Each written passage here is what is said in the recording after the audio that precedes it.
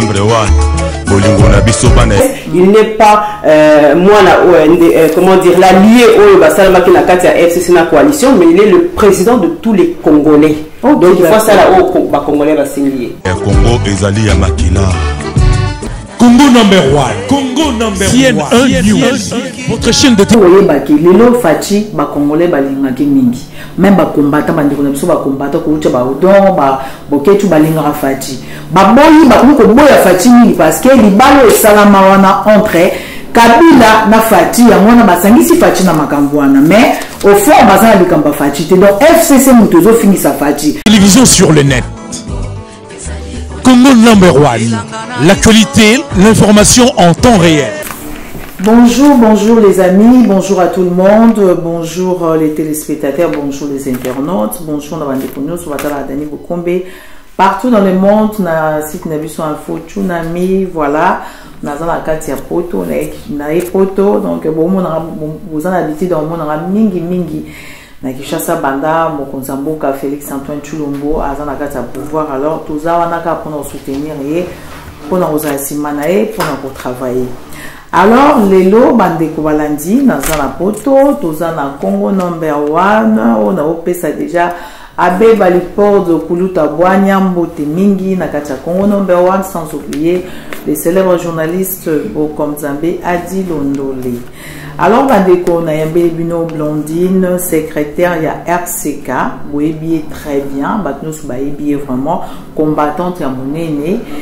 Les lots, basant la parti politique na bango, bazo kende, basant na voyage, non informé Bino en tout cas, Banda Makambo ya Komba et Banda, le lot RCK, il y a président Martin Sali, bazo kende mboka na biso Congo, bazo kita na Congo parce que ba moni changement, je pense hein, ba moni qui changement Sali, yango bazar au kende na Congo pour valider aussi parti politique na bango et puis le long émission na biso to lobela aussi makambo ba femme violée même ba jeune fille oyo bazoza violée na kati ya mboka na biso parce que ils a toujours continuer.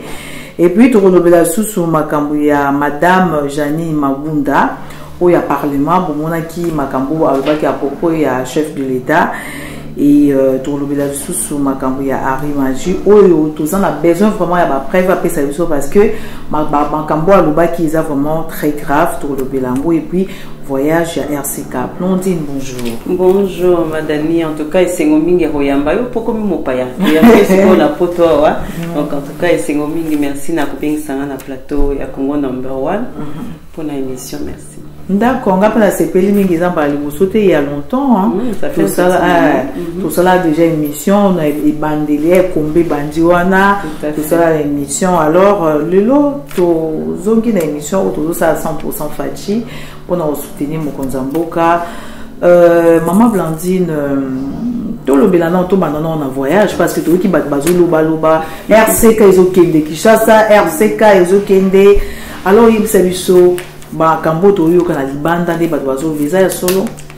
Merci la question motuno vraiment c'est vrai qu'ils ont ningana mingi mais la bande RCK jusqu'à présent l'être le bali kambo to kena la honte na suka to le bas on peuple congolais que lobby ceux qui changement régime et salami na kati mboka na biso to kena ko s'enregistrer en tant que parti politique effectivement changement ya régime et salami le tozana président Félix Antoine Tshisekedi Tshilombo autre président qui soutient la biso en tant que moi na mboka donc tozo que des Congo nazo confirmer bino na bandi dans quelques semaines voire même quelques jours au moins na ba image na biso na kati ya Kinshasa na kati ya aéroport Anjili ndenge to kitela ba activité no suto sala donc polémique eza na ngwa lobela te to loba mingi te mais to laksandi musala to salaka donc bon mona on kalate na ba image na sans oka tozo banda RCK et ozala na kati ya Kinshasa et eza na kati ya Congo son nzamba permettre biso peto kwa kotambola RDC na biso mobimba to kotambola yango poto laksa bino ke oto lobaka yango pe to salelaka d'accord et tumba oto sai na kati ya diaspora ezeke tumba munene pendant combien de temps boy tout ça on rappelle la bande na biso bazota la biso ça fait tumbo bobundi ça fait dans Koloba vraiment mais maki masse ça fait 10 ans oui mais oh banda qui en amont 2005 2006 réveil à peuple congolais comme côté lema donc comme on a kimboka na biso tambola bongo te to komi na mopaya na mutu ya mboka il faut to luka to sala eloko mais vraiment RCK vraiment etaki molende vraiment RCK ebanaki ezali na 2009 ete bandaki etumba wana. Lelo maman Blandine bokoyi kolobaki quand même combat na bino lelo efuti to komi na régime asika oyo bosepeli oyo bozokende donc tokoloba kombe sili alors tokoloba te ke combat esili po RCK to créer pour la libération totale ya Congo et République démocratique du Congo. Libération totale nan tozu yango te mais tozu déjà et bandé la libération. Quand on parle du changement, tozu pe bandé la changement, changer de régime effectivement et permettre que moto to bundisi depuis des années na Congo ya Joseph Kabila auto bundisi depuis des années azongi sima. Ça veut dire que moto na biso pe sali. Ça veut dire pe etumba ya bana Congo nyoso et sali. Ça veut dire que quelque part, tout tamboli en 20. Donc, là, on a vraiment que combat est simbi. Mais combat est silité. Parce que, moi, quand on a na kati nango, ils ont na makabo et tout ça, c'est la nango te. Ils ont na bateau, ils ont na kati, ils ont na sika wana te. Ils ont na passion et tout ça, les autres continuent karati lelo. Et puis, surtout, les locaux, Zoranga, moi, ils ont ça, monté ma mingi, ba viol et ça la malakati en boka na biso, nan silipe karate. Peuple congolais a kufa kaka. Donc, et tombe silité, mais tous autres continuons na biso RCK, na ndenge mususu. Et c'est à un moment donné, tout soit risqué. Wana ya rokota na kati mabeye na biso to ke no tala vraiment et loko nini to ko sala vraiment concrètement pour changement et ça la mapoto améliorer vie ya bande ko na biso et puis surtout to za na kimia na kati mboka na biso. D'accord, merci beaucoup maman Blandine. Soki to solo lisiko makambo ya ba femme violée parce que ils ont continué toujours tout monde na kaka ba jeune fille bazoza violé na kati mboka na biso ba mama et tout bino pour na RCK pour na makamba viol wana est-ce que beaucoup ça a quelque chose vu que la première dame maman Denise Nyankero oyo banoma qui est présidente pour na makamba viol et tout est-ce que bino bozana idée moko ya osala quelque chose par rapport ya viol ou ils ont continué toujours na mboka na biso na banzi mama Dani oyebi ke na diaspora notamment na France et puis na kati ya Belgique to tambola to sala démarche o na koloba na tanga ba o mususuté mais démarche o muneno to sala ya makasi pour na dénoncer viol utilisé comme arme de guerre na 2012 Paris Bruxelles na makolo bandeko bakendaki nga nazala te personnellement mais bandeko ya RCK bazala na tango wana bakendaka batambolaka plus de 400 km à pied pour na commenter na kati ya Bruxelles liboso ya commission européenne pour na que les viols doivent cesser. Toye ko sala sous marche en na kati ya France de tamboli 42 communes à Île-de-France Mobimba pendant 12 jours sans tozonga na banda na biso de tiki ba mibali na biso bas na biso bana na biso ba occupation na biso poto dénoncer viol utilisé comme arme de guerre.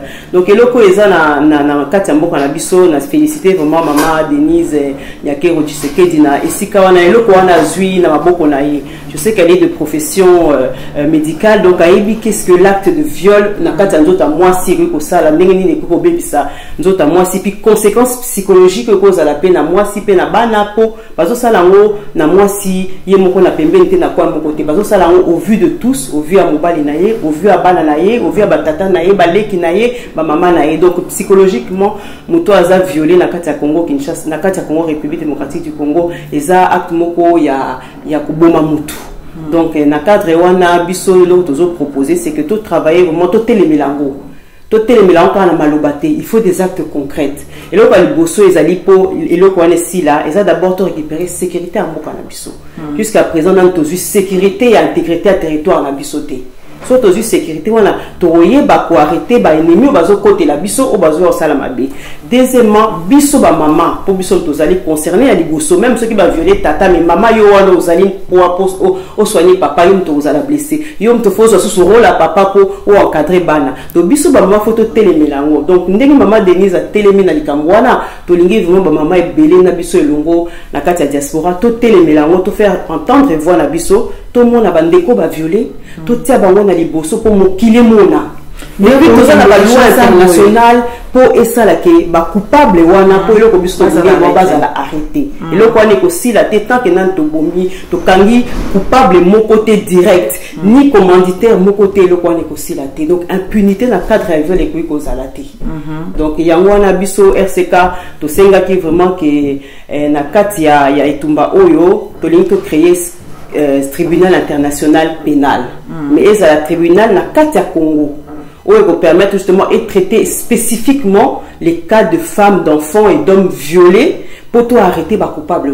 La base de ou bien Borosenga na Mokonzamboka ba Toyoka ki Mokonzamboka yaki na France. Oui, na discours na ya lobaki appuya ki me aider wana et outi na yebite soki na tango kalazala ki na ngo na yebike biso na diaspora to telemela ki yango. To sala la pétition to tinda rotina nas Nations Unies de façon que Tribunal international pénal ils a créé la République démocratique du Congo pour tout ce qui est viol et tout ce qui est massacre du peuple congolais. Donc na lelo to sepela ki ndenge président Félix Alobela ki yango le 11 novembre à Paris, to sepela ki makasi nango, yango to lingi tout justement to sangisa ide wana, to sala to mettre en la mesa projet na biso ndenge to ko sala tribunal wana. To za na ba compétence na Congo ba compétent pe bazali toza na personne dans le domaine juridique toza na batu na niveau ya psychologie toza na batu na niveau médical toza na batu na niveau ya police toza na batu na niveau ya armée donc tous ces corps de métier wana mteko sala ke tribunal pénal et quoi ko salama to kanga les vrais coupables et puis surtout to redonner confiance na population na biso parce que population na biso ba so na confiance té parce que partout ba ça traquer. Mais tant que le régime a changé, et je peux même ma casse et mais il y a quand même un changement. Il y a quand même un changement.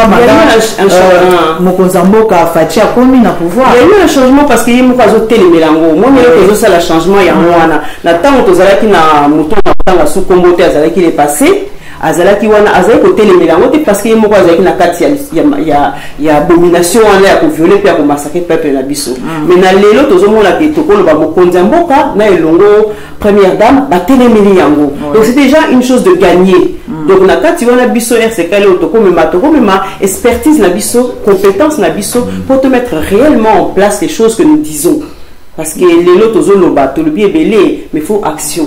Tozomona président de la République a sala mo ba tozomona na tozolanda de très près aye ko leka na Londres akenda na Davos na Suisse tozolanda ne surtout ndenge zo salama tozo encourager ba initiative wana mais tozo na besoin que peuple congolais a ko palper changement wana na kati na intérieur ya mboka yango wana ndio so poussé bino ke bokende bokitalelo na kati ya yango e poussé biso déjà ça fait bo soutenir Mokonzamboka to soutenir Bakson et puis surtout tout se faire connaître na kati ya mboka pour to bosana te RCK c'est un parti politique on a une ambition politique on a besoin le wipe biso pe na kati ya ba membre na biso to kota pe na kati ya ba institution pour ba institution les a biso ils ont un peuple congolais, ils ont un Congo. Donc, biso bana mboka photo kota na kati.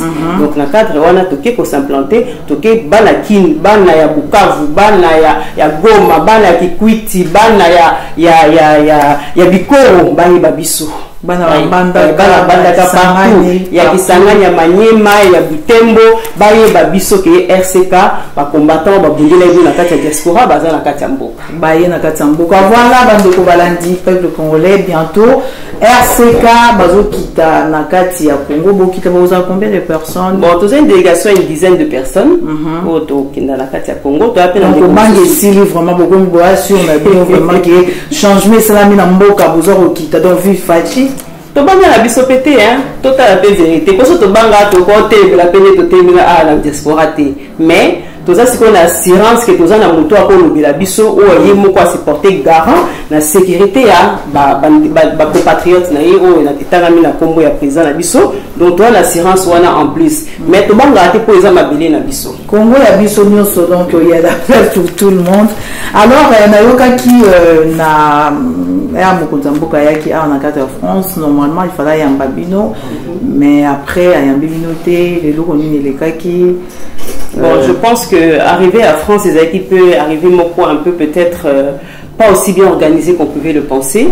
Donc, bisous au niveau à diaspora, tout ça là qui autre qui parce que le temps était venu, peuple congolais quoi que c'est la peine d'avoir président naïe, le temps était venu tout s'afficher publiquement que l'on est au niveau pour n'amboka monaki en mars 2019 au Limbisi, tout ça là qui conférence où tu annonçais publiquement que tu soutenir le chef de l'État en tant que moi n'amboka. Et puis tu renouvelais qui appelle wana avant arriver naïe pour te mobiliser population congolaise, bah il y a kotala, bah il y a koyoka président ou tozu ya sika ou les appels que les ali conséquences il y a itumba ou tobundi donc les années que les bobundi lobby pour moi na a atanga ba classe naïe a diplôme si ko bino moko jour à remise a dit comme bozate donc ezelo mo ko sala maté il fallait tous à la wala tout monde to kato apprécier fruit à travail na biso ya moto yambaki mokonzi na kombo ya Félix Tshisekedi Antoine Tshilombo donc l'air bayaki en tout cas organisation ezalaki programme ezalaki que diaspora ils a reçu na président malheureusement moi des organisations tout le mélange parce qu'il faut s'auto-critiquer pour tout avancer, tout s'améliorer. Des organisations, qui m'acassent, je pense peut-être par la précipitation et événements, et puis par aussi les acteurs où il fallait croire pour ça, l'organisation, on a peut-être la connaissance, il y a terrain qui peut croire ça, et puis aussi, où un avantage, il y a eu des rendez-vous, qui programmés à niveau présidentiel en France, où ils ont programmé à niveau de relations économiques en France, et pour ça, il y a peut-être perturbant et puis programme il président mais tous on a regretté parce que tant que tous que biso za ba mobundeli to yebi que tous ba ayant droit to on a regretté dans l'autre to yebi que to na Kinshasa on est besoin que de bobongi quand même beaucoup de chef mais ce n'est pas normal en tant que Burundi premièrement deuxièmement en tant que tous parti politique reconnu c'est quoi la carte à Kinshasa, la carte à Congo, donc il est normal que tu puisses accéder na les chefs de l'État pour te repérer ça et puis idée pour la construction en Boka. Bon ça y est déjà la démarche, vous avez déjà rendez-vous. Ça y est déjà la démarche administrative légale tout quoi que ça là. On a rendez-vous na président de la République. C'est quoi ils ont dépendre na calendrier na et tu dis que ba déplacement ils appellent moi belé na période de surtout au Kende mais la banzi na cadre il y a unité autour de un peuple congolais, la reconstruction ya Congo, na o yemo pa bele la ki ba la diaspora bo ya biso tout ma boko to reconstruire mboka na biso akuri ko zo la biso pe moi 1 minute pour amon na biso ayoka biso ndenge biso pe to so ki tango na biso koto yambaye awa na kati ya Paris. Merci beaucoup Maman Blandine, message est passé dans mon Mboka Félix Antoine Tshilombo, toujours continue toujours émission na biso Adi Londolé les célèbres journalistes. Bon comme Dieu. Alors, en tout cas, tout le Bela Makambo, il y a Janine Mabunda, où vraiment, nous sommes ils ont autant dans les réseaux sociaux, ils ont manque à respect vis-à-vis à mon Mboka, à ma propos, il y a le qui avec orgueil, arrogance et tout. En tout cas, Yoko Lobanini, maman Bondi, n'a pas propos, où Janine Aloba qui contre chef de l'État. Madani, oui, que tous en a cadre politique, dans cadre politique, tous les coups sont permis, si on peut dire. Toi, la coalition Moko et Salamaki, la coalition contre nature, entre FCC, na parti à président, donc cash. Voilà, donc, Maman Blandine, tout le Belamouki, na Makambouya, Madame Janine Mabunda. Oyo aloriki malwa moko apoko ya mokonzi mboka vraiment oyo batinyo so basepe na moté même ngamo personnellement na sepela ki na moté ils en manque à respect et pas chef de l'État fait on va na Londres yoko ko banini na makambo yo madame Janine Alobaki. Merci la question en tout cas. Boy la politique, le bras de fer est permis, tous les coups sont permis. Les autres la coalition Moko Salamaki, coalition contre nature et Salamaki FCC na cash, ou ezalaki que choix président na choix c'est na moment la salle coalition ana. Mais to yek ça yebino na bandi que le quoi mariage ou les contre nature faut divorcer ça là.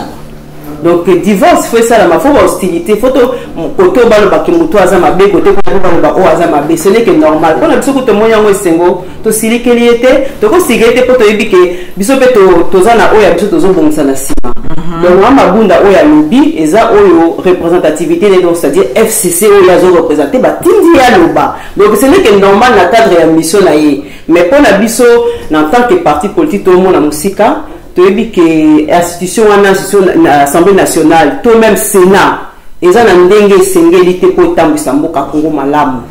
Donc le Rwanda boye ba peuple congolais, ils ont senga vraiment dengue président à le bela qui peut la kati à Londres à sa dissolution il y a parlement, dissolution Assemblée nationale pour permettre que tout kemena ba élection mususu pour bato vraiment ba osai la Congo bazala na kati wana.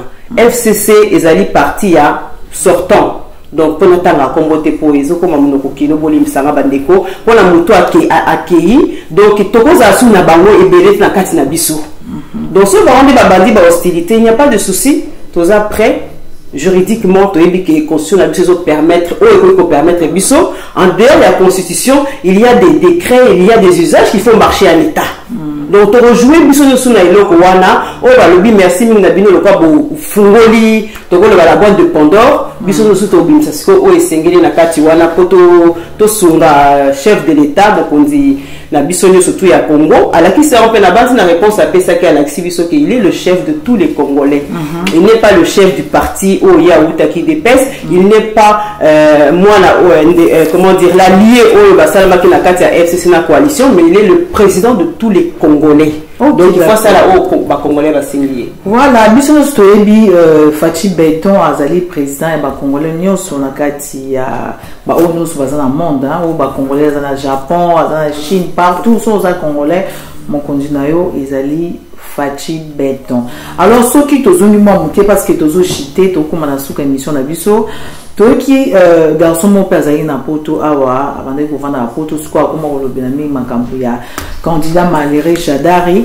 Alors le autre qui va proposer par contre Koloba non Fachi azali qui candidat à bango bus FCC et puis le lot Kabila muta dirigakaye sur le bili kambo avant ça le kambo il faut Kabila le ba mettre moni que Fachi azo qui est partout Kabila azate parce que bande comme mususu ba congolais ba yeba ki na minute onde tozawana Fachi ndem tozo protéger hein ezaka entre parenthèses donc Fachi ndem tozo protéger Kabila le autre Fachi a livré kaka donc ils ont déjà batu mingi pe o bazali côté o balingi Kabila te ba sepela mingi parce que bole ba ngondenge Henri Maji wana alobi o nazo loba mama Blondine s'il vous plaît parce que mama ba comprendre et puis si maintenant sokanda.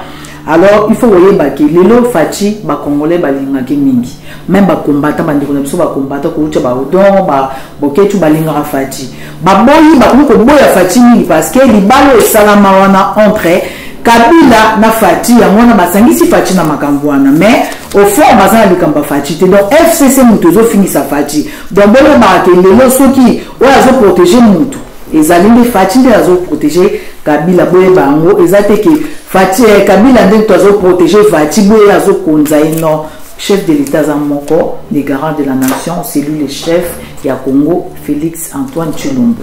Voilà maman Blandio olobani na makambo Henri Maji o alobi contre chef de l'état zaki candidat bango bus Kabila mutu a diriger mboka et tout. En tout cas, merci déjà d'avoir dit na questionnement, na réponse. Non, si déjà réponse moi et belé dans les Cambolobi.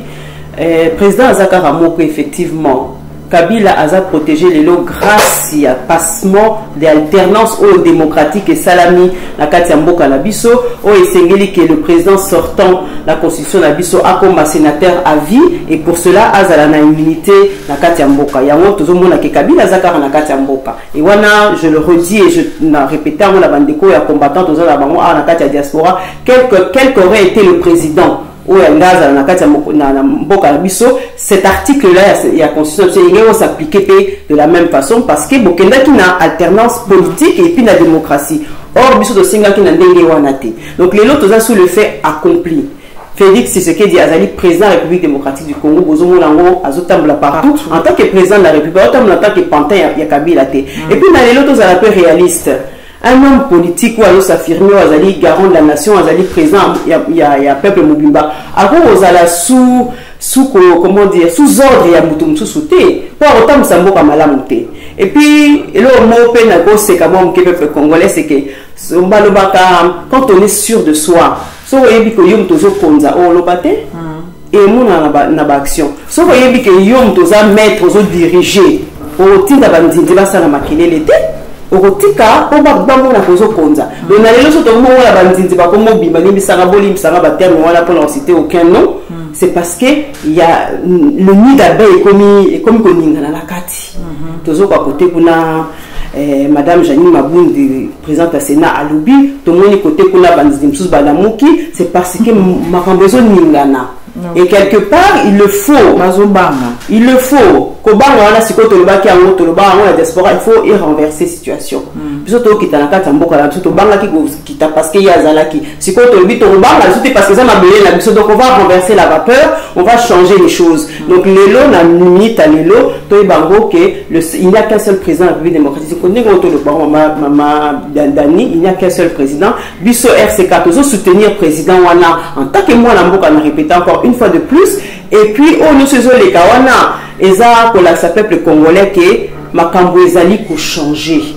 Donc na bandeko baza na kati ya Congo bo banga la binote parce qu'il y a un certain moto à l'école bi na télé abimiseli biso na ngana pour na ngana kanisa peut-être ko citenga Congo ya député ou alobaki makambo a parlé d'usage, a lobby que ça ne se fait pas d'usage que un président à l'extérieur a destitué parlement ou autre chose. Or c'est pas ce qui a été dit. Si vous avez à propos président Félix Alobi na Londres, il n'a pas dit qu'il allait dissoudre l'Assemblée nationale. A lobby que effectivement cela est faisable, cela est possible, c'est notre constitution.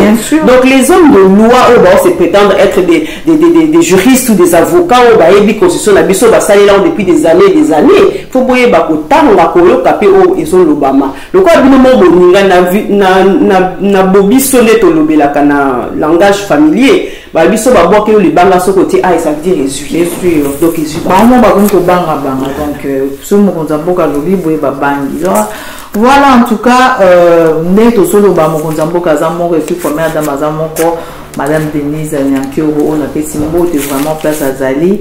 Namoni yo lisusu na ba voyage oza ko sala vraiment félicitations maman zala toujours bosso maman zala bongo moi de la fin maman Blondine pour na lelo parce que tozo kuta na kin pour na na oyamba bino merci na oyamba bino RCK na kin donc moi de la fin pour na émission lelo ko loba nini na bande kono so ba otalo partout. Bon, mot de la fin son encore on fait sa petite programme ya biso RCK ndenge to kende na bandi bozwa date très prochainement mais je vous annonce vraiment que c'est début février au Tokita na Kinshasa mukolo na biso to kita fief lieu na biso appartenant biso zali na kati ya Lemba. Donc 4 ri Timberi na Lemba ndé fief lieu na biso siège social ya parti na biso. On a bengi vraiment ba na Lemba mukolo to kita bozo sangwa date ngo très bientôt bozala ebele boya ko yamba o azali président na biso Jean-Martin Sali Bongenge o azali pe moi na Lemba akoli na kati ya Lemba boya ko yamba bokonzi na bino bozali ebele. Et à part ça ba peuple congolais sur Kinshasa bozali wana boye ba que les résistants combattants du Congo bana fumu kimbangu o tozoye la prophétie ya prophète na biso bana bilaka biso nde tozoya donc boya mabiso na ndenge sengeli po biso tozana mingi ya komemela bino pe to bobino pe bozana mingi ya kopesa biso ya wana to sengi bino bozala mobiliser na pesi mbote mingi na ba cordon na ba responsable no sokuna na kati ya Kinshasa o bazo gérer mobilisation na biso kuna na kati ya Kinshasa na sengi pe na ba acteurs politiques ba partenaires na biso na kombo ba Gabriel Mokia na kombo ba Raphaël Kibasa o tozali na ba o elongo na kati ya coalition des forces vives congolaises tozoya tozala ensemble ba projet tozali na pour la reconstruction mboka na biso pour na unité wana peuple congolais tozala na bomoko toko kisango na mukolo to koma na kati ya Kinshasa. Donc mama Dani na peso déjà merci d'avance na ndingo oyambela biso na Congo tozala na tamingité mais to sala auto kwa kusala pour peuple congolais ba keto zone na kati ya mabele na biso. D'accord, merci beaucoup maman Blondine, merci ma déconno so batala Dani au compte de partout. Donc prochainement on est bon na maman Blondine na président Martin Sali to kuta na kara na kinde na oyamba bango na ozala un peu partout place nous ozala ngape na ozala na accompagner bango parce que babundi bituma la bango et mingi alors ba ina mboka la bango photo yamba bango na ndenge ou vraiment tout c'est pelisa bango. Donc voilà na ça na ba voyage on osala bientôt na Kembandaka après na les places moro na le bilan ka son na komi pour nezaka pona pour soutenir vision ya chef de l'État. Merci na bandikono so balandaranga, merci à Didio Meonga, merci na DB Record Multi Service, merci à Congo Meyer Oyo Ezali Fondation Moya Munene na kati mboka na biso. Tout ça na ba partenaire musu to za ngo déjà na kati diaspora awa. Donc merci beaucoup to comme na balasima na Info Tsunami. Merci, à bientôt. Congo number 1. Bolingo na biso bana ya Congo ezali ya makila. Congo number 1. Congo number 1.